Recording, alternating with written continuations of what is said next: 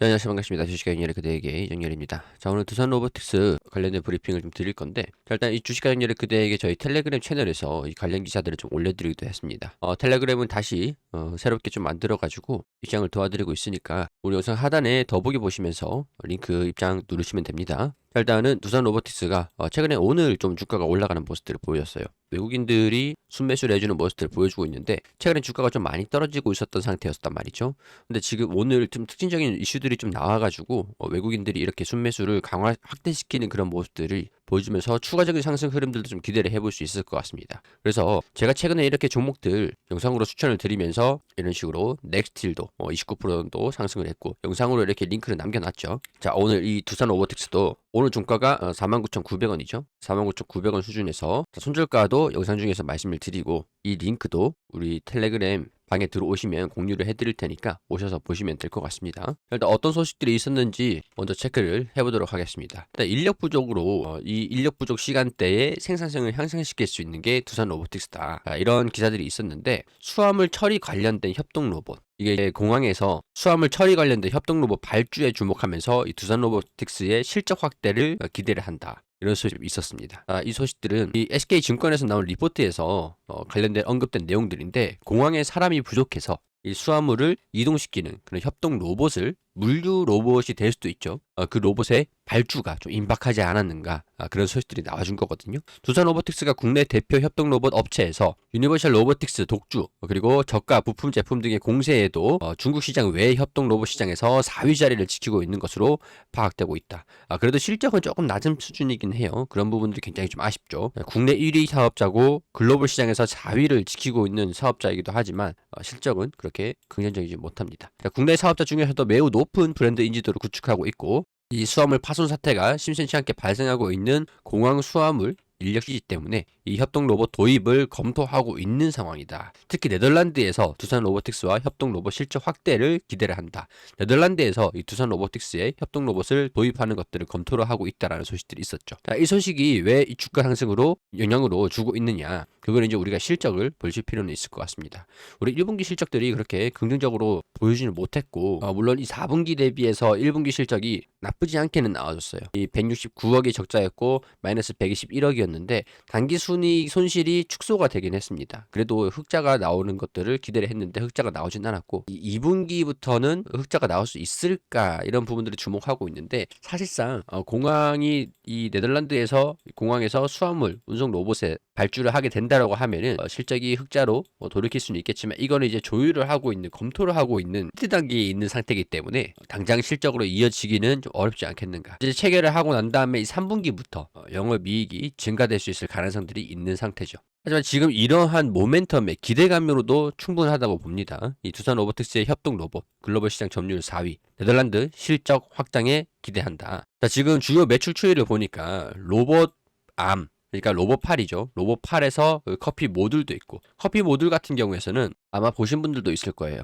지금 휴게소 가니까 이런 식으로 로봇이 커피를 타고 있더라고요. 휴게소에 가서도 보신 분들 아마 있으실 건데 제가 예전에 이 휴게소를 지나가다가 이 로봇이 인사를 하면서 커피를 타주는 모습들 잠깐 보여드린 적도 있었거든요. 이 커피 모듈도 한 5% 정도 차지를 하지만 그렇게 절대적인 수치는 아니다라는 거죠. 일단은 로봇 팔이 2022년도에 92% 차지를 했고 87%, 23년도, 2024년도 83%. 점점 이 기타적인 부분들이 올라오고 있는데 이 기타는 로봇 솔루션 이런 쪽이라고 보시면 될 것 같습니다. 컨설팅 쪽이라고 보시면 돼요. 이 협동 로봇이라는 게 이 로봇 팔입니다. 기본적으로. 협동 로봇이 여기 보시면 이 로봇 팔들이 커피를 타고 있잖아요. 근데 이 로봇 팔들이 쭉 제조 공장에서 제조 부품들을 이렇게 옮기고 물류를 옮기고 볼트를 조이고 뭐 그런 식으로 하는 이런 식으로 기본적으로 제조를 하는 그런 로봇 팔들입니다. 근데 이런 공장들 사람이랑 같이 완전히 움직이기에는 이 로봇이 작동하는 게 이 축이 있어요. 축이 있으니까 이 축에 대한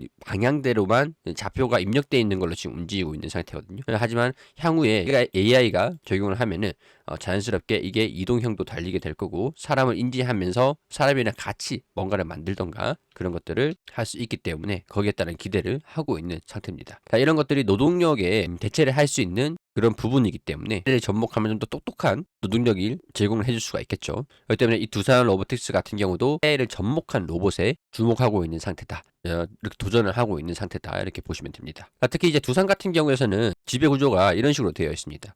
두산이 있고 두산 로보틱스가 따로 있죠. 에너빌리티가 있고 두산 테스나 그리고 두산 에너빌리티 밑에 밥캣이 있어요. 지금 예전에 두산 밥캣을 두산 에너빌리티에서 두산 로보틱스 밑으로 내려주려고 했었거든요. 지금 두산 에너빌리티가 두산 밥캣의 이 지분을 가지고 담보로 제공을 받은 게 있어가지고 두산 로보틱스를 이 두산 밥캣 밑으로 내릴 수가 없습니다. 두산 에너빌리티가 지금 두산 밥캣의 자금 조달을 위해서 증권을 담보로 지금 제출을 하고 담보로 사용을 하고 있는 게 있으니까 두산 로보틱스가 이 밑에 내려가 버리면 만약에 담보가 됐을 때 무슨 일이 사업에 차질이 생겼을 때 두산 밥캣과 두산 로보틱스가 둘 다 동시에 날아갈 수가 있겠죠.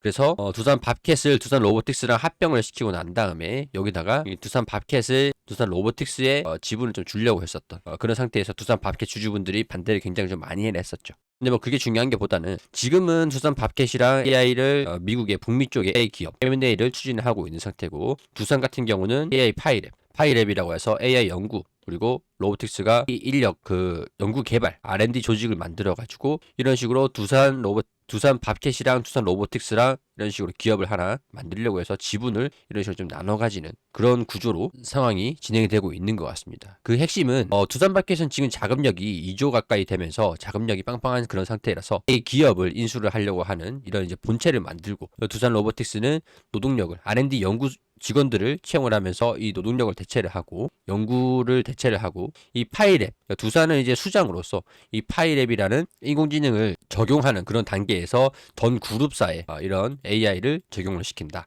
그래서 이 중간에 이제 같이 합작 투자를 하는 이 회사가 생길 걸로 예상을 하고 있는 상태예요. 옛날에 M&A가 추진을 했다가 이제 좀 불발이 됐기 때문에 다른 형식으로 자금을 조금씩 이런 식으로 출자를 해서 지분을 나눠 가지는 방식으로 가지 않겠나.